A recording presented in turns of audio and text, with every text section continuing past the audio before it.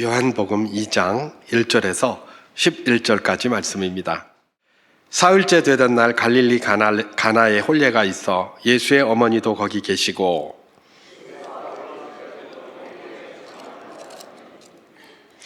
포도주가 떨어진지라 예수의 어머니가 예수에게 이르되 저들에게 포도주가 없다 하니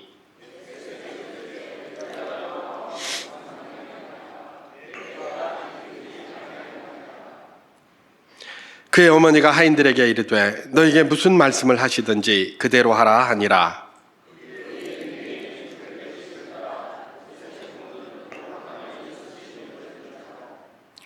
예수께서 그들에게 이르시되 항아리에 물을 채우라 하신즉 아귀까지 채우니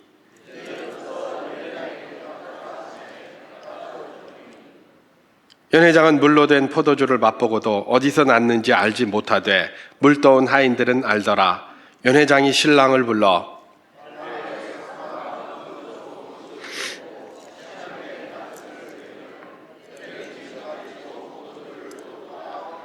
함께합니다. 예수께서 이 첫 표적을 갈릴리 가나에서 행하여 그의 영광을 나타내심에 제자들이 그를 믿으니라. 아멘. 저는 오늘 메시지의 제목을 주님의 역사를 보는 새해라고 이렇게 한번 붙여보았습니다. 신자들에게 특징이 있죠. 이거는 믿지 않는 사람들은 이해 잘 못하는 겁니다. 신자들만이 가지고 있는 특권이기도 합니다. 그게 뭡니까? 우리가 삶 가운데 주님께서 역사하셨다라는 생각이 딱 들면 힘이 생깁니다. 그런데 주님의 역사가 이게 없는 것 같네 이러면 힘이 빠져요. 불신이나 믿지 않는 사람들은 그게 무슨 말인지 잘 모릅니다. 그런데 하나님을 믿는 신자입니까? 예, 금방 알게 됩니다. 우리에게 힘을 주는 것이 뭡니까? 주님의 역사하심이 내 눈에 보이는 겁니다. 주님의 역사하심이 내가 손으로 만져볼 수가 있는 겁니다. 주님의 역사하심이 느껴지는 겁니다. 그럴 때 힘이 생깁니다. 다른 거를 통해서도 힘이 생기겠죠. 그러나 다른 그 무엇으로 우리에게 힘을 주는 것보다 주님의 역사를 우리가 보고 느끼고 또 그것을 깨달을 수 있는 것, 그것보다 더 크게 우리에게 힘을 주는 것은 없는 것이죠. 그래서 우리의 과거들을 이렇게 한번 돌아보면 그렇습니다. 주님의 역사를 내가 느꼈을 때 얼마나 감사하고 살았던가. 그때는 힘이 있었죠. 그런데 또 그러지 못할 때도 많이 있지 않았습니까? 그럴 때마다 힘이 없고 하나님은 왜 이러시나, 왜 나를 돌아보시지 않으시나, 이런 원망이 우리에게 여전히 많이 있었던 것도 고백하게 되는 것입니다. 그래서 저는 메시지의 제목을 주님의 역사를 보는 새해라고 이렇게 한번 붙여보았는데, 그 이유는 사실은 주님의 역사는 우리 주변에 굉장히 다양하게 나타나고 있습니다. 다만 우리가 그것을 발견하지 못할 뿐입니다. 발견하지 못할 뿐이에요. 주님의 역사가 늘 우리와 있습니다. 우리 주님께서는 우리에게 임마누엘 하시는 분이신 줄 믿습니다. 믿습니까? 늘 우리와 함께 하세요. 그리고 에베네셀의 하나님이라고 우리가 고백합니다. 맞습니까? 예, 우리를 늘 여기까지 인도하시고 그것도 최상의 상태로 인도하시는 겁니다. 나는 지금 내 코가 석자인데, 아닙니다. 지금 내가 무슨 용 빼는 수를 쓴다고 하더라도 그 자리에 안이 있을 수 없는 상황이 여전히 나에게 있다는 것들을 기억해야 됩니다. 그러니까 중요한 것은 이 자리가 나에게 악합니까? 이 순간이 나에게 괴롭습니까? 하나님의 손길을 발견해야 됩니다. 하나님의 손길을 발견해야 됩니다. 우리가 열왕기서에서 그걸 발견하게 됩니다. 그 엘리사의 그 사환이었던 게하시라는 사람이 아람하고 전쟁을 하고 있는데 아침에 일찍 일어나 보니까 이 아람 군대들이 사마리아 성을 완전히 포위하고 있습니다. 그래서 이제 다 죽었구나 라고 하면서 이제 선생님 엘리사에게 가서 이야기를 하죠. 선생님, 큰일 났습니다. 우리의 적군인 아람 군대가 와서 우리를 포위하고 완전히 에워쌌습니다. 그럴 때에 이 엘리사가 뭐라고 얘기를 합니까? 니 너무 걱정하지 말아라. 우리 하나님 군대가 네 사마리아 군대보다 더 많다 하면서 그의 눈을 열어서 제대로 보게 만들죠. 그랬더니 사마리아 군대 밖에 하나님의 천군 천사가 가득 둘러서 있는 것들을 보게 되는 것 아니겠습니까? 바로 그것입니다. 하나님의 역사는 우리 주변에 많이 펼쳐지고 있고 지금도 여전히 함께합니다. 다만 우리의 눈이 어두워서 그걸 발견하지 못할 뿐인 것이죠. 그래서 주님의 역사를 본다는 것은 우리에게 굉장히 유익하고 신앙생활에 있어서 가장 필요하고 뿐만 아니라 이 세상을 살아가는 데 있어서도 하나님의 백성으로 살아가는 데 가장 큰 힘을 주는 것이라고 봐도 과언이 아니다라는 것입니다. 그래서 저는 오늘 이 하나님의 역사를 보는, 언제 역사를 볼 수 있고 또는 어디서 볼 수 있고 또는 어떻게 볼 수 있을 것인가, 이런 것에 대해서 한번 질문을 하면서 다양한 것이 성경에 나옵니다마는 오늘 우리가 읽은 너무나 잘 아는 요한복음 2장 가나 혼인잔치, 이 본문을 중심으로 해서 언제 하나님의 역사를 우리가 볼 수 있는지를 한번 되짚어 보기를 소망합니다. 사실 제가 이 너무나 잘 아는 이 본문을 이렇게 정한 것은 이유가 있습니다. 이게 우리가 너무나 잘 알기 때문에 다시 뒤져볼 필요도 없고, 그냥 목사가 이야기하는 거 듣기만 하시면 저게 무슨 말이구나 라는 걸 알 수가 있기 때문에 책 찾아보고 뭐하고 이러는 것보다 이게 또 너무나 기초적이고 중요한 거기 때문에 이 본문을 그대로 잡았습니다. 그대로 가지고 이제 언제 어떤 때 하나님의 역사, 주님의 역사를 보게 되는가를 살펴보기를 원하는데, 사실 이것도 우리가 잘 아는 것들입니다. 잘 아는 것이지만 잘 지켜지지 않기도 하기 때문에, 그래서 다시 한번 도전을 하면서 2025년도에는 하나님의 역사를, 우리 주님의 역사를 늘 보고 누리고 힘을 내는 한 해가 되기를 주님의 이름으로 축원합니다. 자, 그러면 오늘 본문으로 한번 들어가면서 언제 어떻게 주님의 역사를 볼 수 있었는지를 한번 살펴보기를 소망합니다. 오늘 본문 요한복음 2장 1절에서 2절 말씀을 제가 한번 봉독해 보도록 하겠습니다. 사흘째 되던 날 갈릴리 가나에 혼례가 있어 예수의 어머니도 거기 계시고 예수와 그 제자들도 혼례의 청함을 받았더니, 그렇게 얘기를 합니다. 예수님께서 이제 이렇게 공생애를 이제 시작을 하시면서 제자들을 이렇게 모으고 계시는 그런 와중에 갈릴리 가나에 혼인잔치가 하나 생겼다고 합니다. 그런데 예수의 어머니가 거기 계셨다라는 건 초청을 받았다는 것이죠. 그죠? 그리고 예수와 그 제자들도 함께 청함을 받았다, 이렇게 되어 있습니다. 예수님이 청함을 받으면 제자들은 당연히 줄줄이 사탕처럼 따라오는 것 아니겠습니까? 그래서 제자들이 청함을 받았다기보다는 예수님이 청함을 받다 보니 그 제자들이 이렇게 쭉 따라왔다라고 생각을 하면 됩니다. 근데 여기서 우리가 이제 좀 생각해 봐야 될 것이 있습니다. 갈릴리 가나가 어디인가라는 겁니다. 주로 우리 예수님께서는 나사렛에 본거지를 두고 사셨잖아요. 그죠? 그리고 예수님뿐만 아니라 이 마리아는 나사렛에 그냥 사시는 분입니다. 나사렛에서 계속 지금까지 살아오셨잖아요. 그죠? 그렇기 때문에 나사렛인데 결혼식이 어디서 있었던 거예요? 가나에서 있었다고 합니다. 나사렛에서 가나까지는 한 14km 정도 된다고 합니다. 뭐 오늘날로 하면 한 35리 되니까 뭐 별것도 아니죠.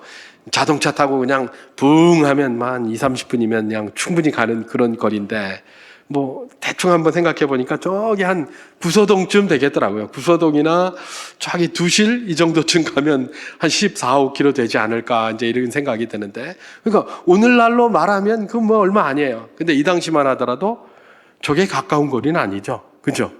걸어서 가는 것도 그렇고 또 도적대도 많고, 특히 그 갈릴리 그 지역은 도적대들도 또 많이 있었어요. 그러다 보니까 거리가 제법 되는 거리였죠. 다시 말해서 이 말은 뭐냐 하면 동네 결혼식이 아니었다라는 걸 암시합니다. 우리 동네 결혼식 아니에요. 보통 동네 결혼식이라고 제가 이야기하는 데는 여성이 초청을 받았기 때문에 그래요. 그 당시의 상황에서 여성이 자기와 관련이 없는데 동네 결혼식이면 몰라도 이렇게 먼 거리를 가면서 결혼식에 참여한다? 있을 수 없는 이야기였어요. 그죠? 특히 지금도 그 동네에서는 아마 그렇게 할걸요? 그러니까 마리아가 거기에 초청을 받았다는 것은 초청한 그 결혼 혼주와 마리아와는 특별한 관계가 있었다라는 것들을 알 수가 있습니다. 보통 사람들, 주석가들은 예수님의 친족이었다 뭐 이렇게 하는데, 맞습니다. 예수님의 친족이에요.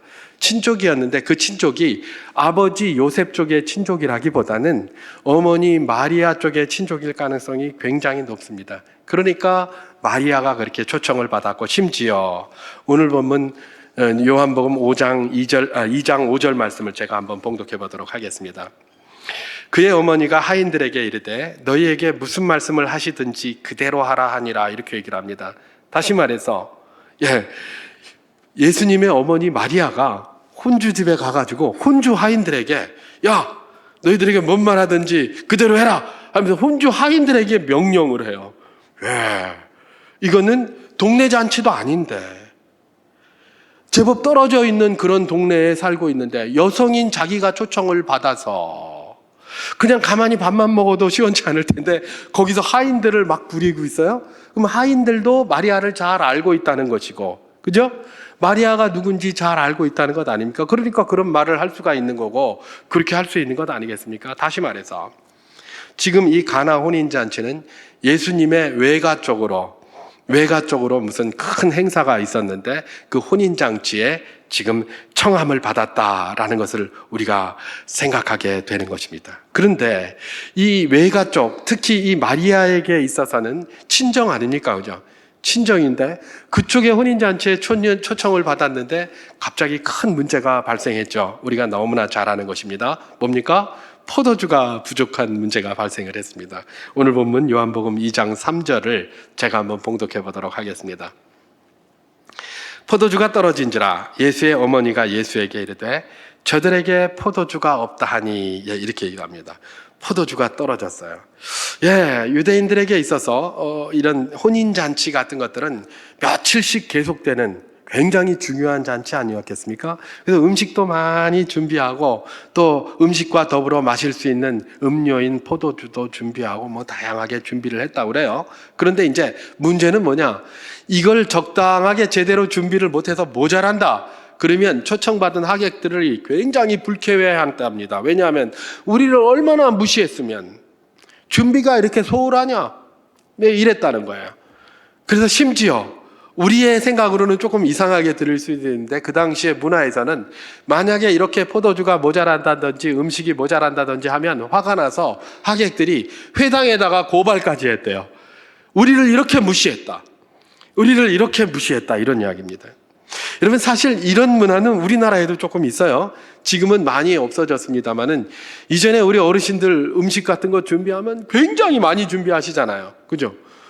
그러면서 이제 하시는 말씀들이 있어요. 남아서 다 못 먹어도 많이 준비해야 된다. 이런다고요. 그러면 이제 좀 합리적으로 생각하시는 분들은 왜 이렇게 많이 남기나 딱딱딱딱딱딱 계산해서 딱딱딱딱딱 하면 되는데, 이러지만 그렇게 안 하셨죠? 더 준비하셨어요. 차라리 남는 한이 있어도. 왜 그래요? 모자라면 항상 뭐가 있습니까? 일 다 해놓고 요거도 먹거든요. 그러니까 차라리 좀 남더라도 많이 하자 해서 하는 것이 우리나라 문화에도 있었잖아요. 그죠? 그쪽 문화에도 그런 게 있었던 것 같아요. 심지어 거기는 모자라면 그냥 막 욕이나 하는 게 아니라 뭐 그냥 꾸짖거나 뭐 이러는 게 아니라 니들이 우리를 무시했다 이래가지고 회당에 고소까지 할 수 있었다고 하니까 이게 이제 보통 문제는 아닌 게 바로 뭡니까? 이 포도주가 부족한 그런 문제였다라는 그런 이야기입니다. 그렇다면 왜 포도주가 부족했을까? 이런 질문도 한번 해볼 필요가 있습니다. 그런 질문들은 한 번도 안 해봤으니까, 그죠? 아니, 잔치집에 다른 것도 있고 많이 있는데 다른 거 부족했다는 말은 없고 포도주가 부족했다는 말이 나온단 말입니다. 왜 포도주가 부족했을까? 어떤 사람들은 제가 이런 질문을 하면서 이제 책을 이렇게 한번 찾아봤더니 어떤 사람들은 그런 이야기를 하더라고요. 요한복음 2장 2절에서 그 답을 일단 제시를 하는데 예수님과 그 제자들이 혼례의 청함을 받았다 이렇게 얘기를 합니다. 근데 원래 제자들은 청함을 받지 않고 예수님만 청함을 받았는데 아까 제가 처음에 말한 것처럼 제자들이 예수님을 그냥 따라오게 된 거예요. 그러니까 이전에 그 사람들은 동네 잔치처럼 이렇게 하기 때문에 초청받은 사람이 몇 명이 올지 누가 올지 다 정해져 있다는 겁니다. 그래가지고 거기에 딱 맞게 준비를 하는 것이죠. 그랬는데 예수님의 제자들이 와가지고 숟가락 올리는 바람에 이게 모자라졌다 뭐 이런 말을 합니다. 우리 문화에서는 좀 생소한 그런 느낌입니다만은 제가 이전에 남아프리카 공화국에 있을 때만 해도 그들 문화가 좀 특이한 게 있더라고요. 사람이요, 초대 안 받은 사람은 거기 가면 안 돼요. 우리는 늘 그러잖아요. 뭐 숟가락 하나 더 얹으면 되지 이렇게 생각하잖아요. 그래서 기왕에 잔치상 벌어졌는데 숟가락 하나만 더 놀리면 되니까 그냥 와라 이런단 말이에요. 근데 그 동네는 그렇게 하면 안 돼요. 예, 딱 10명을 초청했습니까? 그럼 고기도 딱 10개만 딱 구워 놓습니다. 근데 한 명 더 가면 이게 모자라요. 이거 오지 말라고 그러는 거예요. 예. 모르겠습니다. 이 중동의 이런 문화, 이 당시에 이런 문화들의 영향이 그렇게 서양으로 펼쳐져서 그쪽으로 해서 남아공 그쪽 유럽의 영향을 받은 그곳까지 그런 게 갔는지 그거는 잘 모르겠습니다만은 어쨌든지 간에 우리와는 다른 문화적 특성들이 그들에게 있어요. 그래서 초대받지 않은 자는 절대로 갈 수가 없어요. 그리고 미리 가려면 전화를 해서 다 가겠다고 약속하고 가야지 우리처럼 불쑥 찾아가면 그 사람들 굉장히 싫어해요. 우리는 그러잖아요. 요즘은 어떤지 모르겠는데 이전에 제가 어렸을 때만 하더라도 선생님 찾아가는 거를 중요시했지 선생님한테 전화하면 이거 좀 뭐라 그럴까요? 그 예의가 없는 걸로 생각을 했잖아요. 선생님을 만난다. 그러면 선생님 사무실에 가서 교무실에 가서 똑똑 두드리고 선생님 뭐 해서 이러면 좋아하지만 예를 들면 전화로 선생님 뭐 이렇게 하는 거 전화로 하는 걸 예의 없다고 생각을 했었어요. 저는 그렇게 배웠어요. 모르겠습니다. 다른 분들은 안 했는데 저건 어디서 촌놈이 이상한 소리 하고 있네? 이렇게 생각하실지 모르겠어요. 근데 저는 그렇게 배웠어요. 그러니까 그 동네 가서도 교수님을 만나는데 먼저 교수님한테 전화를 하고 만나야 되는 거 이런 거 생각 안 해요. 전화하면 왠지 무례하다고 생각이 돼서 가가지고 교수님 문 앞에서 늘 기다리다가 교수님을 만나려고 그러는데 교수님이 없어요. 늘 가면. 그럼 주로 어디서 있냐? 주차장에 보면 그런데 가끔 만나요. 막 쫓아가가지고 교수님 그러면 왜 전화를 안 하냐고 자꾸 그래요. 그래서 이 동네는 먼저 전화를 하고 그리고 가서 이렇게 만나는 거구나. 이걸 이제 나중에 알게 된 거죠. 우리하고 문화적 특성이 조금씩 달라서 그런 부분들은 분명히 있는데 아마도 예수님 이 당시에도 그랬던 것 같아요. 사람들이 누가 온다 다 초청을 하고 그 사람들이 안 오면 누가 안 왔는지도 다 아는 거예요. 그리고 그 사람들이 오면 충분히 먹을 수 있을 만큼 그렇게 음식과 포도주를 준비하고 이렇게 했는데 예수님의 제자들이 우르륵 따라와서 막 퍼먹는 바람에 모자라게 되었다라는 그런 주석을 하는 것이죠. 가만히 들어보면 그럴듯합니다. 근데 생각해보면 또 이게 좀 이상해요. 좀 근거가 좀 떨어지는 것 같아요. 왜 그렇습니까? 여러분 예수님의 제자가 이 당시에 몇 명이었을까요? 12명이 가서 막 그냥 거들었다면 좀 모자랐을 수도 있을지 모르겠죠. 동네 잔치인데, 그죠? 그런데 이 당시는 예수님의 제자가 12명이 아직 아니었어요. 몇 명이었습니까? 바로 요한복음 1장에 보면 제자들을 부르시는데 그 제자들이 베드로와 안드레, 그리고 빌립과 나다나엘, 그리고 요한복음을 쓴 사도 요한이 다예요. 요 5명이. 근데 여러분 사도 요한은 이 가나 혼인잔치의 친족이었을까요? 친족이 아니었을까요? 사도 요한은 이미 친족이라서 초청을 받은 사람이었을 가능성이 거의 100%입니다. 왜냐하면 사도 요한하고 예수님하고 친족일까요? 아닐까요? 사도 요한하고 예수님하고는 외사촌간입니다. 외사촌간. 세례 요한하고 예수님 간에는 친족일까요? 아닐까요? 친족이에요. 왜냐하면 우리 마리아가 잉태하였을 때에 가브리엘이 뭐라고 얘기를 합니까? 내 친족 엘리사벳도 이미 임신한 지 6개월이 되었느니라. 우리는 그 친족이라는 말을 그냥 막 이렇게 간과하고 넘어가기 때문에 중요하게 생각하지 않는데 이 세례 요한도 예수님과 친족이에요. 친족.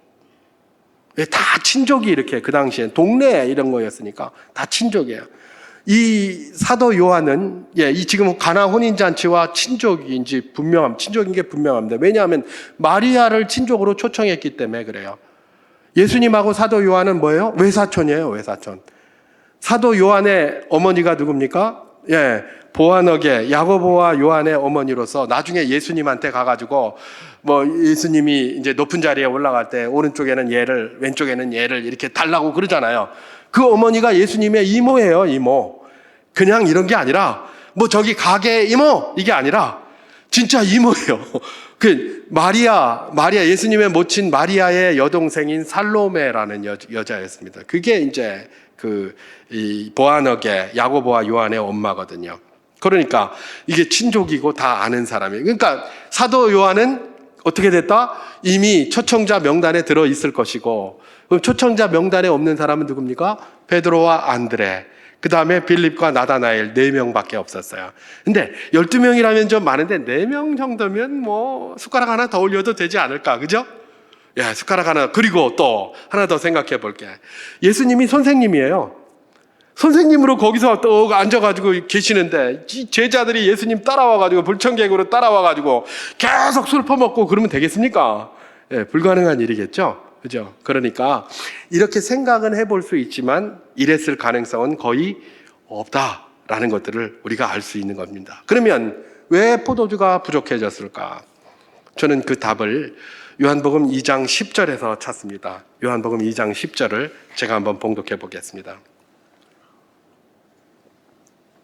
말하되 사람마다 먼저 좋은 포도주를 내고 취한 후에 낮은 것을 내거늘 그대는 지금까지 좋은 포도주를 두었도다 하니라. 이렇게 얘기를 합니다. 이거 누가 얘기를 한 거냐면 연회장이 이야기를 한 거예요.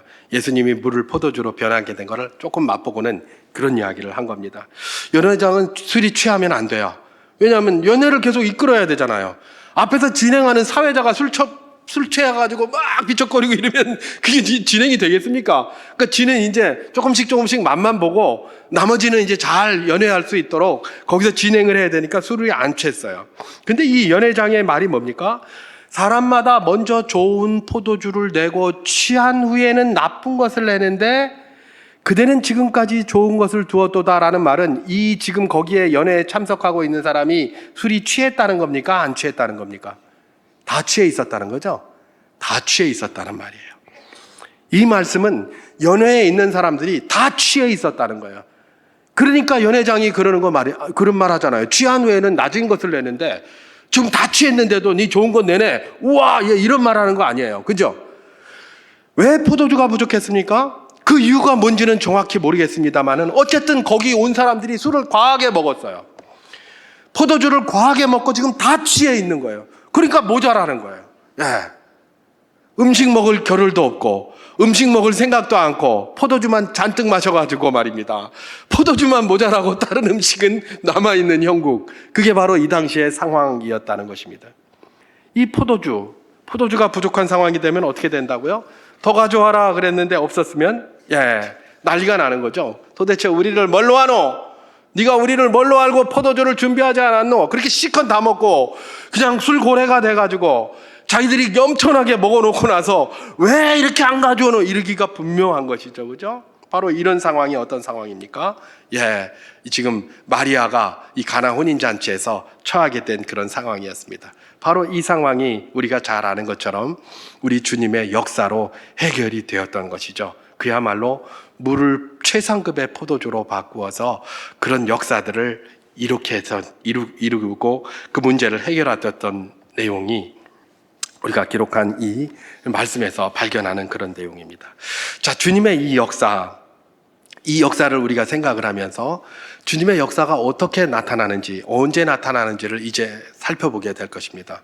언제, 어떻게, 어떤 방식으로 주님의 역사가 일어나고 또 그것을 우리는 어떻게 알 수 있는가? 바로 그것이죠.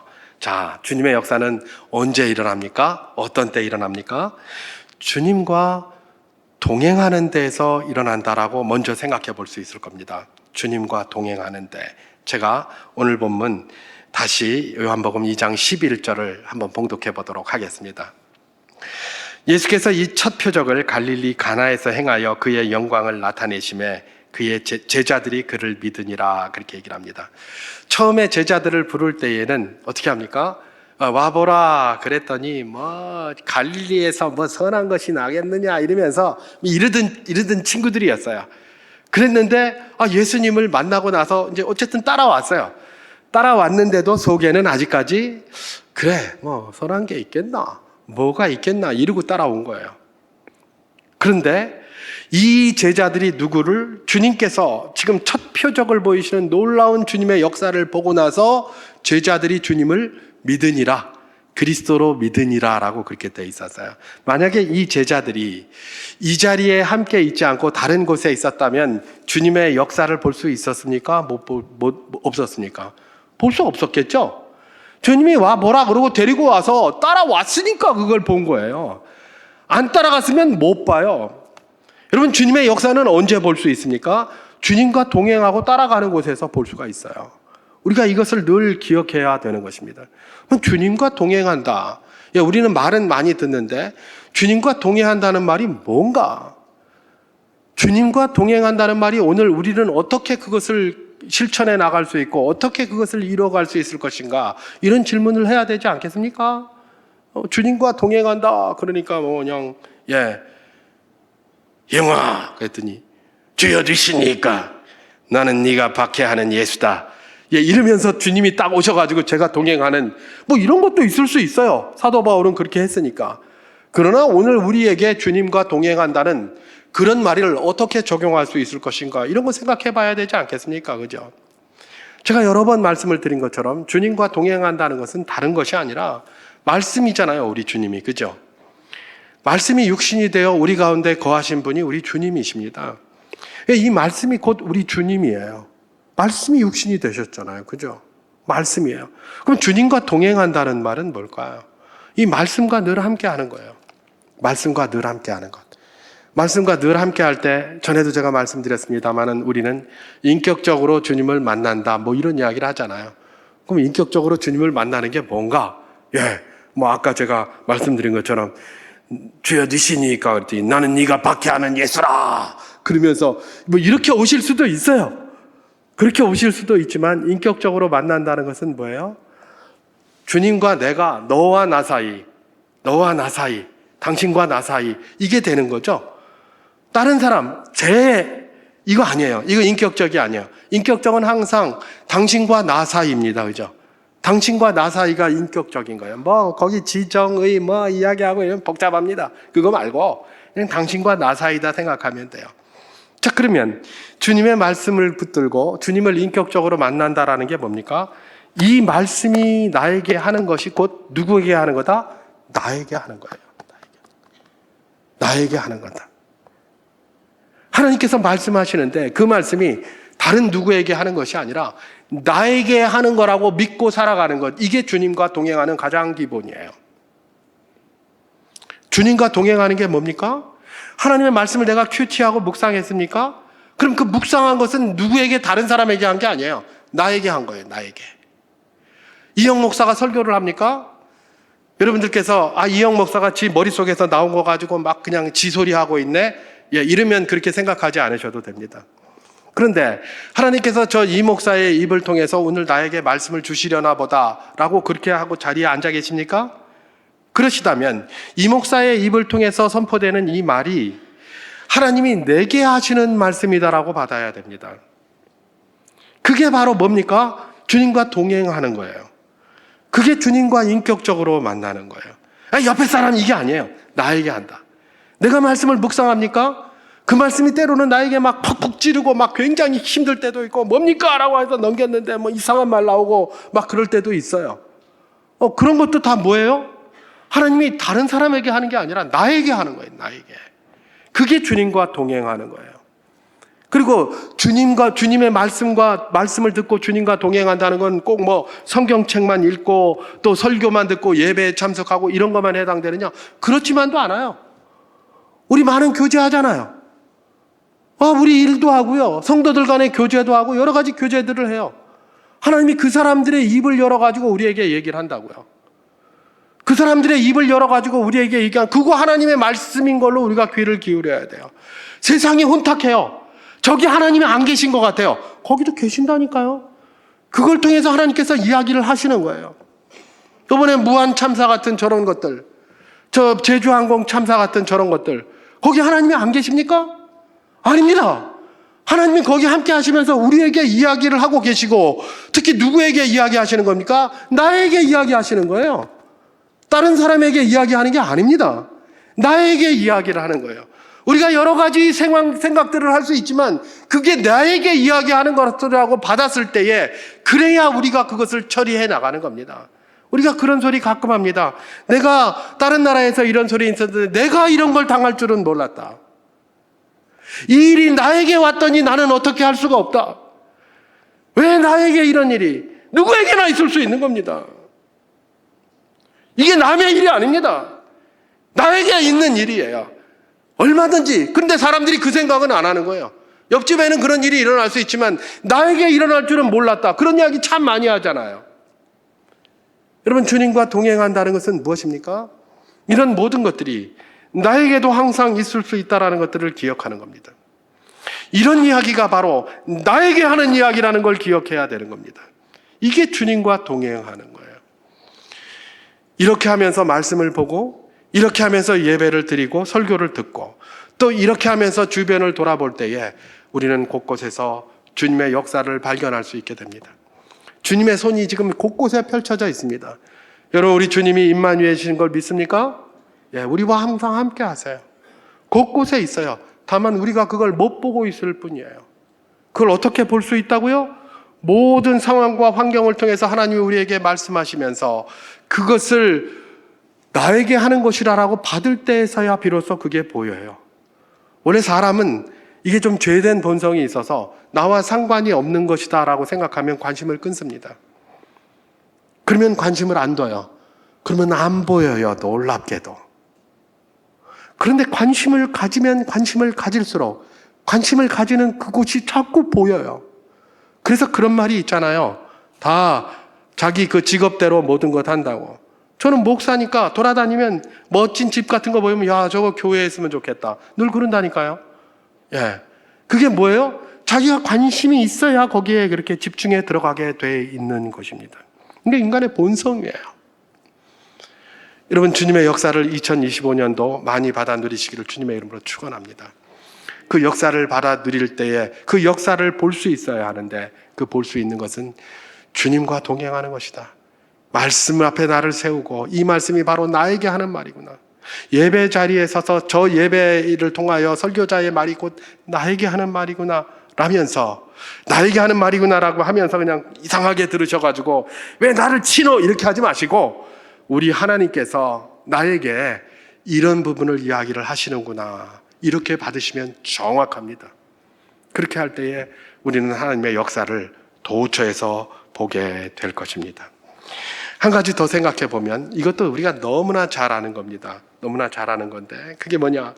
주님을 의뢰하는 곳에서 또 주님을 의뢰할 때 우리는 하나님의 역사를 보게 되는 것 아니겠습니까? 바로 그것입니다. 오늘 본문 요한복음 2장 3절을 제가 한번 봉독해 보도록 하겠습니다. 포도주가 떨어진지라 예수의 어머니가 예수에게 이르되 저들에게 포도주가 없다 하니 그렇게 이야기를 합니다. 예, 지금 포도주가 떨어졌어요. 근데 마리아가 포도주가 떨어졌으면 누구한테 얘기해야 됩니까? 혼주한테 얘기를 해야 되죠. 혼주한테.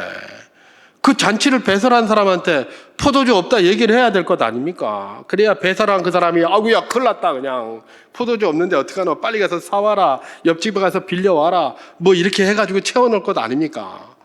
그런데 이 마리아는 말입니다. 뭐라고 얘기를 합니까? 그냥 뭐 포도주가 떨어졌다 그러면 그냥 뭐 가만히 있더니 예수님한테 말을 직접 했는지 아니면 이렇게 했을지도 모르죠. 큰일 났네 포도주가 떨어졌네 아들이니까 그죠?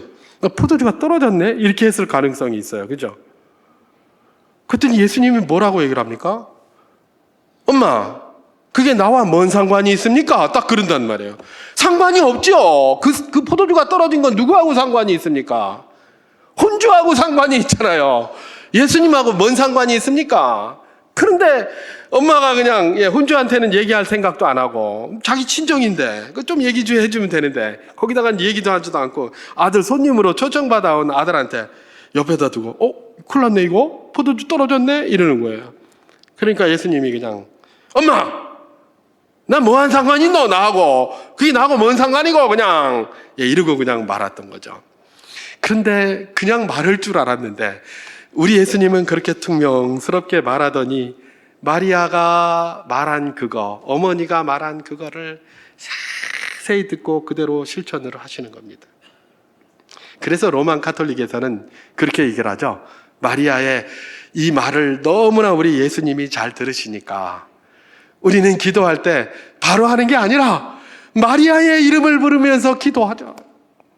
마리아의 이 모든 말을 하나님이 너무 잘 들으시고 우리 예수님이 너무 잘 들으시니까 마리아가 도와주면 된다라고 생각해서 이분들은 마리아에게 기도를 많이 하고 마리아를 성녀로 추앙하고 이러는 것 아니겠습니까? 물론 우리 주님은 마리아의 기도를 잘 들으십니다.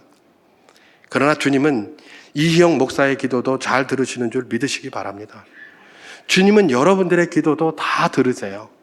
잘 들으세요. 마리아의 기도만 많이 듣는 게 아니에요. 여러분 요한계시록을 한번 보십시오. 우리 하나님은 어떤 하나님입니까? 예, 하나님이 거기 표현되어 있는데 막 눈이 굉장히 많아요. 눈만 많겠습니까? 귀도 굉장히 많겠죠. 여러분 눈이 많다, 귀가 많다 이게 무슨 괴물 같다 이런 말입니까? 예, 뭐 눈이 막 온데 눈이 붙어. 생각만 해도 막 소름이 쫙 끼쳐요. 그냥 눈이 너무 많아서 귀도 온데 많아요. 뭐 하나님 딱 보니까 무슨 괴물 같아. 오, 이거 왜 이렇게 눈이 많노 이거? 그렇게 받으면 되겠습니까? 눈이 많다는 것은 모든 것을 철저하게 들여다보고 계신다는 겁니다. 귀가 많다는 것은 모든 소리를 다 들으시는 겁니다. 그래서 그 소리들을 금대접에 담아가지고 하나님 앞에 올리지 않습니까? 그게 바로 우리 하나님이시라는 겁니다. 주님을 지금 누구예요? 마리아가 의뢰를 하는 거예요. 의뢰를 하는데 마리아의 소리만 듣습니까? 아닙니다. 우리도 소리도 듣습니다. 주님을 의뢰하는 것에서 가장 기본은 뭡니까? 우리가 너무나 잘 알고 있는 기도입니다. 기도하라는 겁니다. 믿음으로 기도할 때 비로소 뭘 봅니까? 주님의 역사를 볼 수가 있습니다. 사실은 역사가 굉장히 많이 일어나는데 우리가 기도하지 않으면 이게 주님의 역사인지 재수가 좋아서 된 건지 그냥 된 건지도 모릅니다. 그래서 우리 주님께서는 늘 기도하라고 하는 겁니다. 왜냐하면 내가 도와주고 있다. 내가 너와 함께한다. 내가 너를 돕지 않느냐. 내가 너를 도와주려고 하는데 지금도 도와주고 있는데 기도를 안 하니까 누가 하는지 몰라요. 재수 좋네. 야, 내가 원래 재수가 좋다니까. 나 원래 이런 인간이야. 나는 태생이 좋아. 내 사주가 얼마나 좋은데 내 팔자가 이래. 이러고 사는 거예요. 왜요? 기도하지 않으니까. 그렇게 펼쳐진 그것이 우리 주님이 내게 은혜로 주신 것인지를 모르는 거예요. 주님의 역사가 있는데 그게 안 보이는 거예요. 왜 기도하라고요? 그래야 내 눈이 밝아져서 저게 주님의 역사인지 아닌지 보이기 때문에 그래요. 그래서 기도하라는 겁니다. 우리 주님께서는 기도하는 자의 기도를 들으십니다. 그것이 무엇이든지 간에 주의 선하심과 인자하심과 주의 도우심을 구하는 기도가 필요한 겁니다. 그리고 기도할 때 우리가 잊지 말아야 될 것이 있겠습니까? 모든 것이 나의 원대로 되기보다는 아버지의 원대로 되기를 원하나이다라고 기도했던 우리 주님의 겟세마네의 기도 말입니다. 왜냐하면 우리 주님이 우리보다 머리가 더 큽니다. 더 똑똑하시고 더 많은 것들을 아시고 더 많은 필요들을 아시니까요. 우리 거대로 안 되면 화가 나고 짜증이 나고 이렇습니까? 더 큰 하나님께서 가장 좋은 것으로 인도하여 주실 줄 믿습니다. 그렇기 때문에 우리는 뭘 해야 되는 겁니까? 주님의 역사를 보기 위해서 주님께 의뢰해야 되는데 그 의뢰하는 가장 기본은 뭐다? 기도하는 것이다. 마리아는 그걸 너무나 잘 알았어요. 이 문제를 누구에게 이야기해야 되는지도 잘 알았어요. 혼주에게 이야기하는 게 맞아요. 그럼에도 불구하고 마리아는 누구에게 그걸 의뢰하고 있습니까? 당신의 아들에게. 아이고 포도주가 떨어졌네 이러니까 나하고 뭔 상관이 있습니까? 이런 잔소리까지 들어가면서 주님께 의뢰하고 있는 이 마리아의 모습 말입니다. 우리의 모습 될 수 있기를 주님의 이름으로 축원합니다. 한 가지만 더 생각해 보겠습니다. 주님의 역사를 언제 어떻게 볼 수 있는가? 한 가지만 더 생각해 보면 오늘 본문을 중심으로 봤을 때 주님의 말씀에 순종할 때에 주님의 역사를 볼 수 있습니다. 우리가 너무나 잘하는 거예요. 모르는 거 하나도 없어요. 잘 지키지 못할 뿐이지 너무나 잘하는 것이죠. 오늘 본문 요한복음 2장 5절을 제가 한번 봉독해 보겠습니다. 그의 어머니가 하인들에게 이르되 너희에게 무슨 말씀을 하시든지 그대로 하라 하니라 이렇게 얘기를 합니다. 마리아가 주님께 이야기를 해놓고 주님이 엄마 이게 나하고 뭔 상관이 있노? 딱 그런 말을 하니까 딴 말 하지 않습니다. 딴 말 하지 않고 하인들에게 너희에게 무슨 말을 하든지 그대로 하라 이렇게 얘기를 합니다. 우리는 여기서 뭐 그대로 하는 거에만 늘 관심이 많습니다. 그대로 하라는 것에 순종. 그런데 이 순종 앞에 뭐가 붙어 있습니까? 이 사족이 굉장히 중요합니다. 이 꾸미는 말이 뭐예요? 무슨 말을 하든지 이게 중요한 거예요. 순종을 하는데 순종 굉장히 중요합니다. 근데 그 순종은 그냥 이런 순종이 아니에요. 무슨 말을 하든지, 무슨 말씀을 하시든지, 그가 무슨 말씀을 하시든지 순종하라는 거예요. 여러분, 이 말은 뭘까요? 딱 들었을 때 이해가 되는 말도 있고요. 딱 들었을 때 이해가 안 되는 말도 있다는 거예요. 그런데 그게 이해가 되든 이해가 되지 않든 무슨 말을 하든지 그대로 순종해라. 그래야 주님의 역사를 본다. 그 이야기를 지금 하고 있는 것입니다. 이게 거기 뭐 그런지 아닌지 어떻게 알아? 제가 증거를 대겠습니다. 오늘 본문 요한복음 2장 7절에서 8절 말씀을 한번 제가 봉독해 보도록 하겠습니다. 예수께서 그들에게 이르시되 항아리에 물을 채우라 하신즉 아기까지 채우니 이제는 떠서 연회장에게 갖다 주라 하심에 갖다 주었더니, 이렇게 얘기를 합니다. 여기서 왜 마리아가 무슨 말씀을 하시든지 그 말씀대로 하라라고 하는지 이유가 여기 등장합니다. 예수님이 이 말씀을 딱 듣고 나서 하인들에게 말을 합니다. 무슨 말을 합니까? 두 가지의 명령을 하는데, 이 말을 하는데, 하나는 뭐예요? 이 허드렛 물을 채우는 그 항아리에다 물을 채우라는 말 하나 하고, 그 다음에 연회장에게 떠서 갖다 주라는 말, 이 두 가지를 합니다. 첫 번째 말, 이 항아리에 물을 채우라라는 말은 사실 별로 뭐 의문의 여지가 없습니다. 그렇잖아요. 그 항아리엔 원래 물 채워야 되는 거예요. 그리고 자기들이 그거 해야 될 일이에요. 그렇잖아요. 하인들이 그 사람들이 올 때 물 채워놔야 되는 건 당연한 것 아니겠습니까? 혹시 이런 생각은 할 수 있어요. 이제 잔치에 사람들 다 왔는데 이제 더 올 사람도 없는데 조금 나중에 하면 되는데 예수님 참 별나다 그냥. 왜 하필 지금 하라 하노 그냥. 별나게 좀 이따 해도 되는데 안 그래도 바빠 죽겠는데 이거 해놓고 하면 되지. 이제 더 올 사람도 그렇게 많지 않은데 뭘 저 허드렛 물 자꾸 씻으라고 하노. 채우라고 하노. 이렇게 생각은 할 수 있어요. 그러나 그럼에도 불구하고 자기들이 그거 해야 될 일이고 뭐 그 당연히 거기 채워야 될 일이기 때문에 그것까지는 문제가 없어요. 그죠? 문제는 뭡니까? 그 물을 떠서 이제 연회장에게 갖다 주라. 이게 문제입니다. 연회장이 야 그거 물 좀 떠와라 이러면 전혀 문제가 안 돼요. 떠다 주면 되잖아요. 근데 연회장이 말도 안 하고 있어요. 그런데 지금 뭐예요? 이 물을 떠서, 이 손 씻는 물을 떠서 연회장에게 갖다 주라고 그래요. 갖다 줬다가 괜히 니 이거 뭐하러 가져왔노? 니 이러니까 이 연봉도 작고 월급도 못 받는 거야. 그러면서 한데 그냥 그 물 가져갔던 거 그냥 머리에다 확 쏟아버릴 수도 있어요.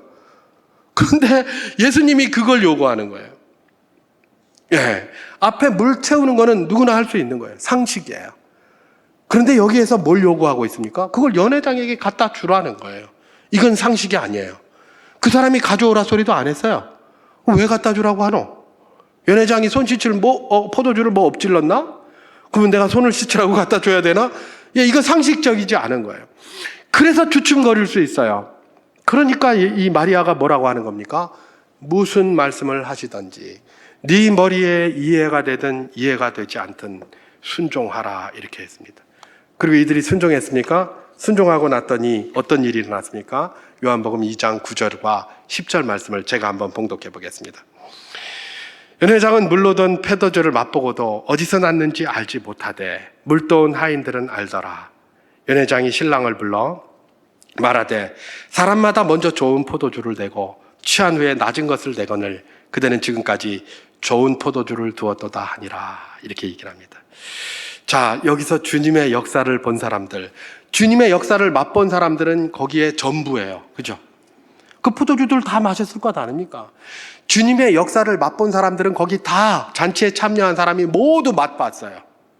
맛봤는데 그것이 주님의 역사인지 아는 사람은 연회장도 몰랐어요. 누가 알고 있습니까? 예수님의 말씀에 무조건 순종을 한 그 하인들만 알 수가 있는 거예요. 주님의 역사는 도처에 가득합니다. 모든 이가 누리고도 남아요. 그런데 그걸 누구는 알 수 있습니까? 딴 사람들은 몰라요. 열심히 누리면서도. 누구는 알 수 있습니까? 주님의 말씀에 순종한 사람들만 그걸 알 수가 있는 거예요. 그래서 그 다음부터 힘이 생기는 것이죠. 그걸 보고 있었던 제자들도 저분이 메시아구나 라는 걸 믿게 되는 것 아닙니까? 그렇습니다. 우리가 주님의 역사를 보기를 원합니까? 그것이 무슨 말씀이든 주님의 말씀에 순종할 준비가 되어 있어야 합니다.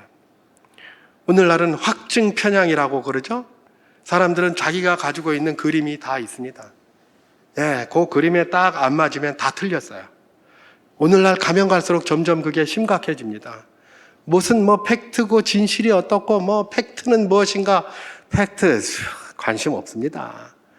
세상의 역사는 항상 팩트에 관심이 없었습니다. 그냥 자기가 딱 그려놓은 선동에 빠지게 돼 있어요.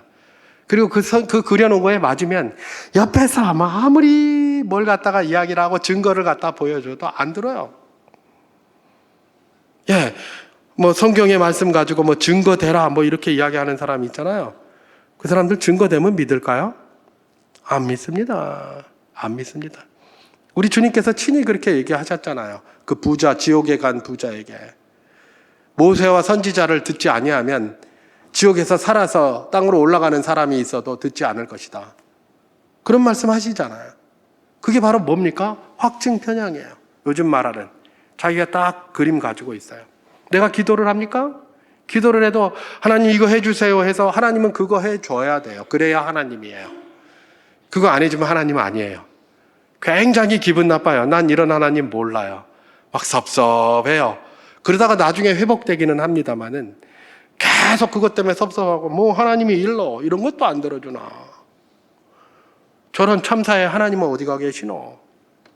아니 이렇게 사람들이 수십만 명, 수백만 명이 모여서 맨날 부르짖고 있는데 이 추위에 하나님은 어디 가서 뭐 하고 계시노? 이런 생각 든다니까요. 안 들겠습니까? 거기 얼마나 많은 크리스찬들이 가서 지금 하고 있습니까? 그죠? 하나님은 도대체 뭐 하시노? 이렇게 들린다니까요. 여러분, 우리는 우리 뜻을 이뤄가는 사람들이 아닙니다. 하나님의 뜻을 이뤄가는 사람들입니다. 가끔 읽습니다마는 고린도 후서 12장 7절에서 9절 말씀을 제가 한번 봉독해 보도록 하겠습니다. 여러 계시를 받은 것이 지극히 크므로 너무 자만하지 않게 하시려고 내 육체에 가시 곧 사탄의 사자를 주셨으니 이는 나를 쳐서 너무 자만하지 않게 하려 하심이라. 이것이 내게서 떠나게 하기 위하여 내가 3번 주께 간구하였더니 나에게 이르시기를 내 은혜가 내게 족하도다. 이는 내 능력이 약한 데서 온전하여짐이라 하신지라. 그러므로 도리어 크게 기뻐함으로 나의 여러 약한 것들에 대하여 자랑하리니 이는 그리스도의 능력이 내게 머물게 하려 함이라. 사도 바울이 복음 전하러 다니는데 눈이 안 보여가지고 말입니다. 늘 더둘로를 옆에 두고 대필하게 하고 막 이러니까 너무 힘든 겁니다. 하나님, 내 눈 좀 고쳐주세요. 왜 그런 거예요? 뭐 당연한 일 아닙니까? 하나님, 내가 눈이 안 보여서 이러니까 사람들이 저보고 그럽니다. 네 눈이나 고쳐라. 남 고칠 생각하지 말고. 그럽니다. 이 복음이 전해지겠습니까? 내가 이래가지고 되겠습니까? 눈 좀 고쳐주세요. 그걸 몇 번 기도했다고요? 3번. 이거 충분히 기도했다는 겁니다. 그런데도 안 말씀 없으시니 나중에 뭐라 그래요? 야, 그만해라 임마. 내 은혜가 니한테 족하다. 야, 이러면 섭섭해가지고 안 해주려면 안 해주고 말지 무슨 또 은혜가 족하다 이런 소리 하노. 섭섭하게. 이래야 정상인데 저 같았으면 그랬을 텐데 사도 바울은 그 소리를 딱 듣고 나서 뭐라고 합니까? 내가 드디어 깨달았도다. 유레카. 우리 주님의 능력이 내가 약한 것에서 더 온전해지신다고 하시는구나. 그래서 내가 오히려 이제 약한 것을 자랑하고 다니겠다. 그리고 돌아다닌 것 아닙니까? 이런 삶이 무엇입니까? 주님의 역사를 보는 삶입니다. 순종을 할 때 내가 원하는 것만 아니라 그 상황이 무슨 상황이든지 간에 하나님이 가장 선한 것으로 주신다는 것들을 믿고 아멘으로 나가는 그곳에서 주님의 역사를 보게 된다는 것. 그것이 바로 이런 말씀이 우리에게 주는 도전 아닙니까? 여러분, 마리아는 어떤 여인이었습니까? 마리아도 똑같은 여인이었습니다. 마리아는 지금 이런 이야기를 주님 앞에 하고 있지만은 그녀가 젊었을 때도 마찬가지였어요. 아직은 예수님 잉태에 대한 소식을 들었잖아요. 가브리엘 천사로부터. 네가 이제 잉태할 것이다 그랬더니 이 마리아가 그럽니다. 아니, 내가 남자를 알지 못하는데 어떻게 잉태를 한단 말입니까? 그랬더니 주님께서 가브리엘이 뭐라고 얘기를 합니까? 무슨 소리 하느냐? 너는 성령으로 잉태하게 될 거고 내 친족 엘리사벳도 그렇게 돼 있으니까 가서 한번 확인해 봐라. 이렇게 얘기를 해줍니까? 줍니다. 그랬더니 마리아의 고백이 뭡니까? 누가복음 1장 38절을 제가 한번 봉독해 보도록 하겠습니다.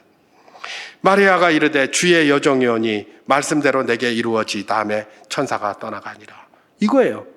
이해가 안 돼요. 이해가 안 되는데 주의 여정이니까 주께서 말씀하시니 막 그렇게 되기를 소망합니다. 예, 이러는 거예요. 예. 마리아는 처음부터 그랬어요. 그러니까 지금도 그러는 거예요. 이 하인들에게 얘기할 때 무슨 말씀을 하시는지 그대로 순종하라. 예. 그러니까 이 사람들이 어떻게 한 겁니까? 그대로 순종을 했고, 순종을 했더니 과연 주님의 역사는 모든 이들이 누렸지만 그것이 주님의 역사인지 알게 된 사람은 누구예요? 순종한 그 사람들밖에 없는 거예요. 여전히 마찬가지예요. 우리도 주님의 역사를 누리고 그것이 주님의 역사인지 아는 것이 어떻게 된다고요? 주님 말씀에 순종하는 거예요. 그것이 무엇이든지 때로는 내 말에 이 머리에 맞지 않아요. 그럼에도 불구하고 그 길을 걸어갈 때에 주님께서 우리에게 놀라운 회복의 역사, 놀라운 능력의 역사를 보여주실 줄 믿습니다. 2025년 그런 주님의 역사를 날마다 보고 날마다 누리며 감격해서 우리 입술로 감사하며 고백하는 분들 다 될 수 있기를 주님의 이름으로 축원합니다. 우리가 그런 역사를 보아야 감사가 나옵니다. 감사는 그냥 안 나와요. 감사는 그냥 안 나와요. 주님의 역사를 봐야 돼요. 말씀 붙들고 이것이 나에게 하는 말씀이구나. 주님 앞에 기도함으로 그야말로 주님의 뜻대로 되기를 소망합니다라는 것으로 나아가고 그야말로 주님 앞에 순종하되 말씀대로 하나도 어김없이 한번 해보겠습니다. 물론 많이 어길 겁니다. 저도 이렇게 말하지만 그러나 그럼에도 불구하고 그런 마음 자세로 나아갈 때에 우리 하나님께서는 우리 삶 가운데 놀라운 역사들을 날마다 목도하게 하실 것입니다.